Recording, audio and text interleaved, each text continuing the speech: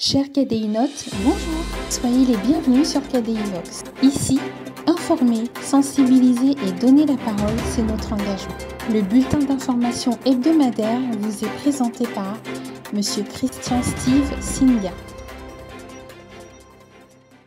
Très chers KDInotes, bonjour, surtout soyez les bienvenus dans ce bulletin d'information ouvrant avec cette augmentation du prix de carburant à la pompe qui engendre ainsi les tarifs du prix de transport urbain. Cette augmentation a un impact négatif sur le panier ménager, a suscité beaucoup de réactions sur les réseaux sociaux lors de leur conférence épiscopale de l'année 2023. Les évêques de la République centrafricaine ont interpellé le Premier ministre centrafricain Félix Moloa sur cette situation.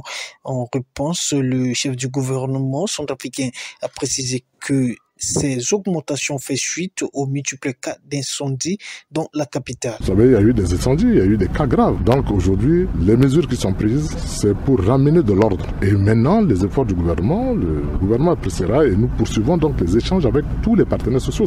Ça se poursuit. Les événements qui se déroulent entre la Russie et l'Ukraine n'allaient pas continuer de perdurer. Mais aujourd'hui, nous sommes à l'évidence qu'il faut prendre des mesures parce que les conséquences de la non-prise de ces mesures, nous les sentons déjà. C'est la résilience. Il faut renforcer cette résilience-là. Il faut préciser que c'est aujourd'hui dimanche 15 janvier que cette conférence a pris fin. La cérémonie de cette clôture a eu lieu en présence du chef de l'État Faustin Archange Touadéra où ses évêques l'ont rappelé les difficiles conditions des Centrafricains à l'intérieur du pays.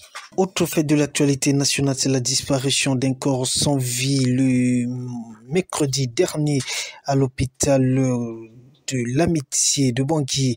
C'est un conducteur de mototaxi où son corps a été déposé dans ce centre hospitalier. Aux dernières nouvelles, le corps de ce jeune homme a été enterré par une autre famille qui ont fait la confusion lors de la dépouille de leurs parents qui est aussi déposé dans ce même centre hospitalier. Rappelons que cette disparition a suscité de vifs mécontentements de la part des parents du défunt qui ont barricadé l'entrée de l'hôpital Amitié pendant quelques heures et ils ont fermé aussi le bureau sur le directeur général de ce centre hospitalier. C'est l'intervention de la police centrafricaine qui a permis à ce que ces parents mécontents ont pu libérer la main sur le directeur général de ce centre hospitalier. Il faut préciser que les 3 morgués ont été arrêtés par la police. Pour l'heure, on ignore si ces morgués seront libérés. Toujours en national, le jeudi dernier, la ville de Aba a été secouée par des coups de détonation d'armes légères et lourdes. À l'origine, une embuscade des rebelles de 3R aux forces armées centrafricaines. Selon des sources locales, un militaire Faka a été tué et un autre grièvement blessé. Revenons en Baïki dans la Lobaye où un camion de sirop a fait un accident le vendredi dernier. Selon des sources concordantes, au moins 5 personnes sont mortes sur place et une trentaine de blessés sont évacués à Bangui à l'hôpital communautaire pour des soins médicaux. Toujours en national, 2 militaires français sont arrêtés de leur descente à l'aéroport Bangui-Poko le jeudi dernier. Ces militaires sont dans une mission selon la MINUSCA.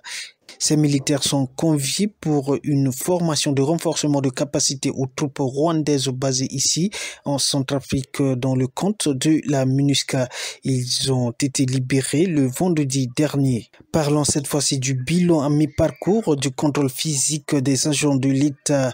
Selon le membre du gouvernement, sur 21 000 agents de l'État, au moins 7 000 ne se sont pas présentés à ce contrôle. Cet effectif représente selon lui plus de 1 milliard de francs CFA qui seront économisés sur le budget mensuel de l'État centrafricain. On a 21 410 fonctionnaires et agents de l'État, ça c'est le chiffre théorique. C'est en tout cas le nombre de fonctionnaires que nous avons convoqués pour le contrôle. Et sur ce nombre-là, il y en a 13 879 qui ont répondu à l'appel qui sont venus au contrôle. Nous avons dit que ça fait un pourcentage de 65% par rapport donc aux 21 410 et ça pèse en termes de masse salariale 2 645 780 227 francs CFA.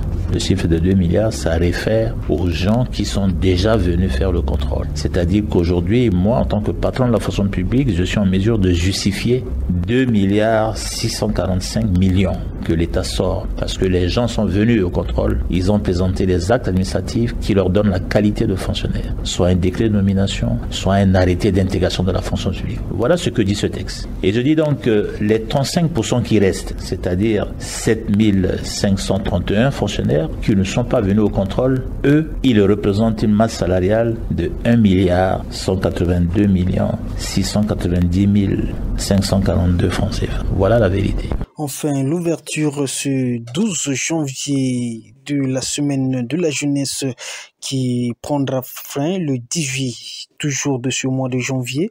Le thème retenu pour cette année est la jeunesse face aux enjeux des élections municipales et régionales. La cérémonie a eu lieu au palais de la CIMAC à Bangui en présence de certains membres du gouvernement. Loïc Miambo Sambi est le président du comité d'organisation de cette festivité.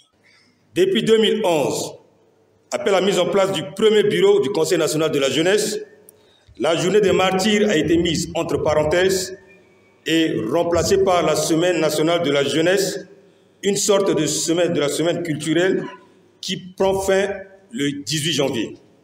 Cette semaine est une occasion par excellence pour la jeunesse, non seulement de rendre hommage aux martyrs de 1979, mais aussi l'occasion de débattre des thématiques proches des réalités de la jeunesse centrafricaine, surtout de mener des réflexions sur les problématiques économiques, culturelles, politiques et sécuritaires pour l'avenir de notre nation qui pèsent sur l'épaule de la jeunesse centrafricaine.